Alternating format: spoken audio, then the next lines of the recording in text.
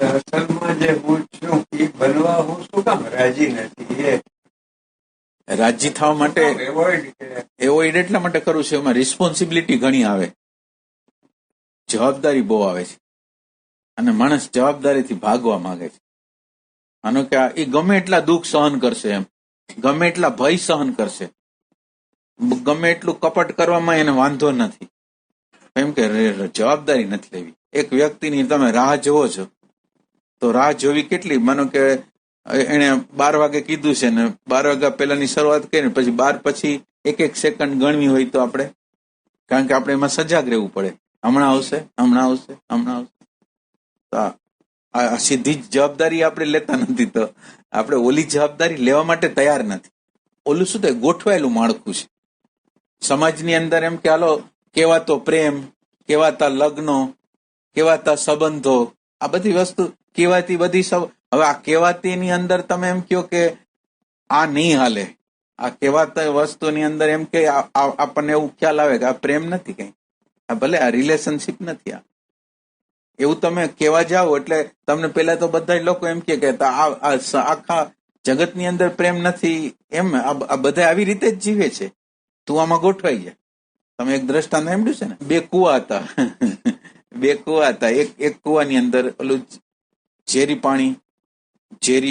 પાણી હતું, અને એમાં લોકો પીતા હતા, અને લોકો ગાંડા થઈ ગયા. અને આ બાજુ આ કુવામાં રાજા પીતો હતો. હવે વજીરે કીધું કે જો આ બધા પાણી પીને ગાંડા થઈ ગયા છે, જો તમે આનું પાણી નહીં પીઓ, ગાંડા નહીં થાવ, તો રાજા નહીં રહ્યો.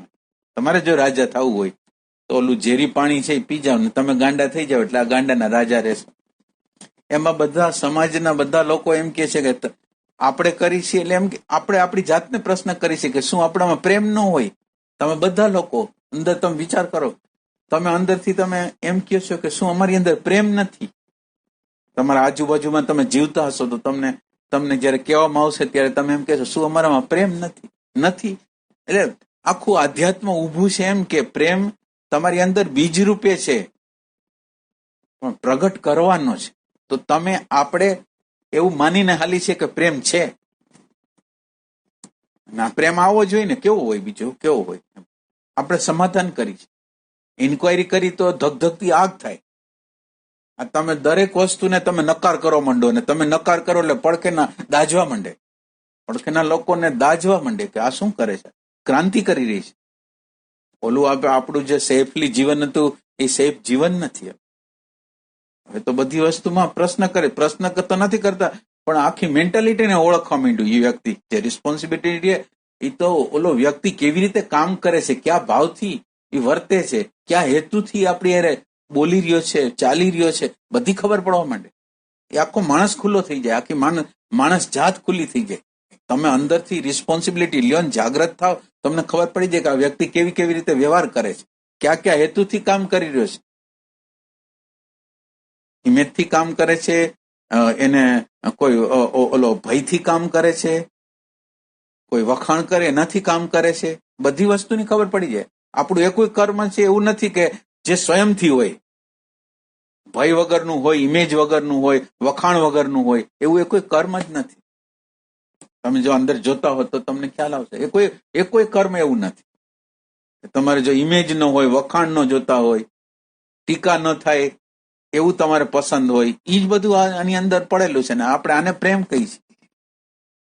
એટલે રિસ્પોન્સિબિલિટી લ્યો એટલે ક્રાંતિ થઈ જાય, જેહાદ જાગી જાય અંદર.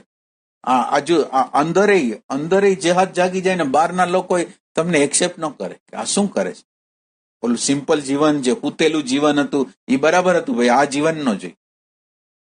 ખરેખર કહું છું, આ તમને હસવું આવે, પણ જે જીવનમાં જાગીને જે જોવે છે એને ખબર પડે છે કે આખી વસ્તુ બનાવટથી હાલે છે, એવી તમને ખબર પડે. અત્યારે તમે બનાવટ કરો છો એવું ન ખબર પડે, સામેવાળા બનાવટ કરે છે એ ખબર ન પડે. અને આપણે એવી બધી ટેકનિક ગોતી લીધી છે, માનો કે ઘરના મેમ્બર તરીકે આપણે ફાધર તરીકે છીએ, મધર તરીકે છીએ, દાદા તરીકે, દાદા, તો આપણે એક વ્યક્તિ મોડો આવે છે, એક વ્યક્તિ થોડો સમય લેટ થઈ જાય છે, તો આપણે ચિંતા કરવા માંડીએ. અને ચિંતા કરે એટલે બીજા લોકો એને વખાણ કરે કે આને જો એના પ્રત્યેનો પ્રેમ કેટલો છે. એટલે આપણે ચિંતા દ્વારા બીજા લોકોને એવો અહેસાસ કરાવી છે કે મને પ્રેમ છે. ચિંતા એ કોઈ દી પ્રેમ નથી. આ તમે આ જે મનની જે ટેકનિક તમે જુઓ, એ પોતાની જાતને હાયર કરવા માટે ચિંતા કરે, ટેન્શન કરે, આથી આ પગલા ભરે, પણ એને જોઈશી શું? તો બીજા લોકોનું લેબલ જોઈશે, પ્રેમ છે આને. હવે તમે વિચાર કરો, ચિંતા વગરનો પ્રેમ ન હોઈ શકે? ટેન્શન વગરનો પ્રેમ ન હોઈ શકે? એટલે તમે જેટલી વધારે ચિંતા કરતા હો ને, ઘરના લોકોની, પતિની, પત્નીની, બાળકોની ચિંતા કરતા હો, આ કરતા હો, તે કરતા હો, તો એ લોકો કે આને પ્રેમ કહેવાય.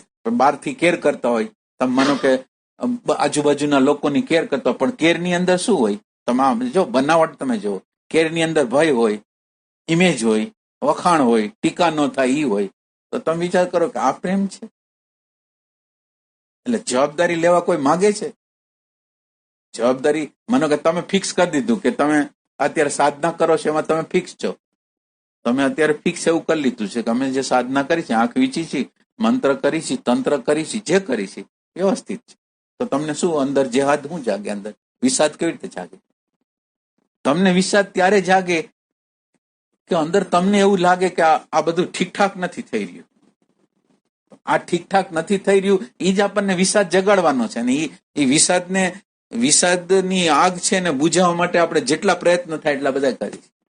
વિષાદ નો જ થવો જોઈએ. મારી અંદર અવ્યવસ્થા છે એવું લાગુ જ ન જોઈએ મને.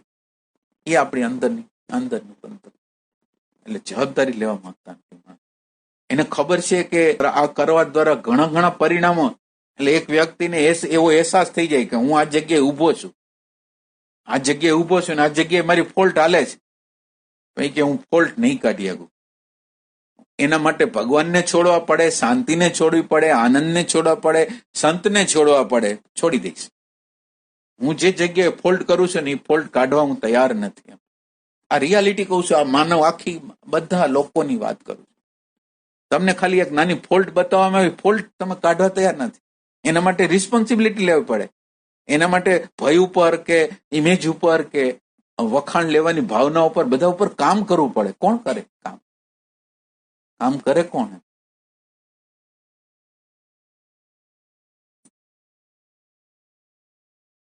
બહારની તમે કેર કરો છો એટલે એનો અર્થ એમ પ્રેમ છે એવું ને. તમે જીવનની વ્યવસ્થા આપો, જીવનને સહયોગ કરો. એટલે હવે એ તમે જે જીવનનો સહયોગ કરો છો એ એટલા માટે કે તમને કોઈ દી કઈ બોલી ના હગે. મેં તો મારી ડ્યુટી બજાવી હતી. એટલે આપણી ડ્યુટી કેવી છે? આવી ડ્યુટી જેની અંદર કોઈ કઈ બોલી જ ના હગે, અને જેથી આપણે ખોટા ઠરી નહીં. હવે આપણી આ બધા હેતુ આમાં ક્યાંય કોઈ જગ્યાએ તમને જો પ્રેમ લાગતો હોય તો તમે મને બતાવો. ડૈરા વગર તમે કોઈ વસ્તુ ડૈરા વગર તમારા પ્રેમથી જ, તમારી ભાવનાથી જ તમે વહેતા હો એવું એ કોઈ કૃત્ય જ નથી.